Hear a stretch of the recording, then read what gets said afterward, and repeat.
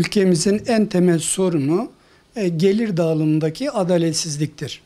Ama bu adaletsizliğin yanında zaman zaman uygulanan zamlarla ve alınan dolaylı vergilerle de bu gelir dağılımındaki adaletsizlik daha da kronikleşiyor. Bugün artık uygulanan zam dalgalarıyla tüketici de neredeyse bir mükellef konumuna gelmiştir. Ancak burada yine tüketicinin ekonomik çıkarlarının korunması için piyasa gözetim ve denetiminin çok sıkı bir şekilde yapılması, en azından bu uygulanan zamların marketler tarafından da keyfi olarak kullanılmaması konusunda bir denetime ihtiyaç olduğunun altını çizmek istiyorum. Kuşkusuz burada devletin uyguladığı KDV oranlarıyla tekrar ürünlere zam geleceği tüketicilerimiz tarafından bizimle paylaşılıyor. Hem KDV üzerinden hem maliyetler üzerinden maaşlarını almamasına rağmen bir zam dalgasıyla karşı karşıya bulunduğunu ve bu zam dalgasıyla birlikte dolaylı vergilerin de içinde bunun daha da büyüdüğünü derneğimizi arayarak paylaşmaktadırlar.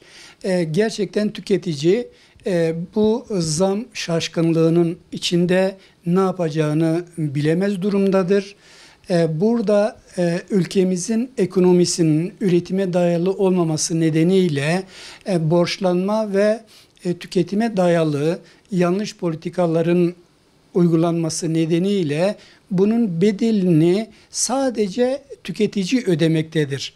Dediğim gibi akaryakıt zamları zaten geldiği zaman iğneden ipliğe zam geldiğini artık herkesçe bilinmektedir. Özellikle şimdi KDV'nin de yükseltilmesi nedeniyle hem devlet hem marketler çifte bir zamla tüketiciyi karşı karşıya getirdi ve tüketici bunun şaşkınlığı içerisinde henüz maaşını almadan vermeye başladı ve bunun tedirginliğini yaşıyor. Hayat tüketici açısından gerçekten her geçen gün çekilmez bir hal almaya başladı. Ama buna rağmen hiç olmazsa biz diyoruz ki fırsatçılara meydan verilmemesi için hani zorunlu maliyetler eklense bile fırsatçılara meydan vermemek adına devletin piyasa gözetim denetim yetkili kurumlarınca çok etkin bir şekilde bir denetimin yapılmasını ve en azından keyfi zamlardan tüketicinin korunmasını istiyoruz.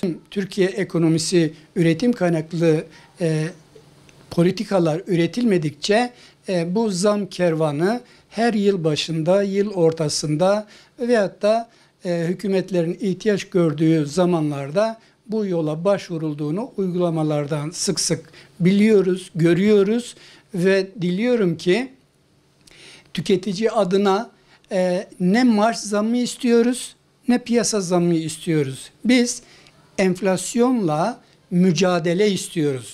Ülkemizdeki fiyat politikasını değerlendirdiğimiz zaman tüketicinin alım gücünün üzerinde bir yük getirmektedir.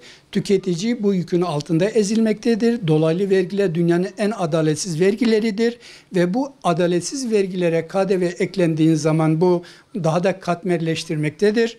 Bu nedenle tüketici lehine bir dengenin kurulması, insanca yaşam koşullarının sağlanabilmesi hükümetin sorumluluğundadır. Sadece 4 kişilik bir ailenin geçimi için ayda bu zamlar sonucunda ve özellikle şimdi Bursa'ya ekmeğe zam gelmesi durumunda 4 kişilik bir aile aldığı maaşın veya da gelirinin yaklaşık 1000 lirasını sadece ekmeğe ödemesi gerekmektedir.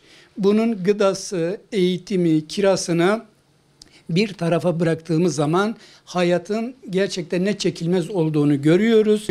Verilen maaşla vergiler ve zamlarla geri alınan paralara baktığımız zaman mekanizma her zaman tüketicinin aleyhine çalıştığını, her geçen gün tüketicinin hayatının zorlaştığını görüyoruz. Bizim zaman zaman KDV indirimleriyle ve KDV oranlarının yükseltilmesiyle ilgili uygulamaları oldu. Ve bu KDV hem indirimleri hem yükseltilmesi ikisi birlikte uygulamada tüketicinin aleyhine sonuçlar doğurdu. Şimdi tabii ki bir ürünün fiyatını maliyetler belirler. Sadece KDV yükseldi diye bundan faydalanarak, fırsat kollayarak ürüne de birlikte zam getirmek, yani bir girdilerde gerçekte bir zam yoksa bu KDV yükselişlerini bir fırsat bilerek bu arada bir keyfi zama da götürmek kabul edilebilir bir durum değildir. Bu konuda dediğim gibi piyasa gözetim ve denetiminin çok etkin olarak yürütülmesi gerekir ki tüketicinin ekonomik çıkarları korunabilsin.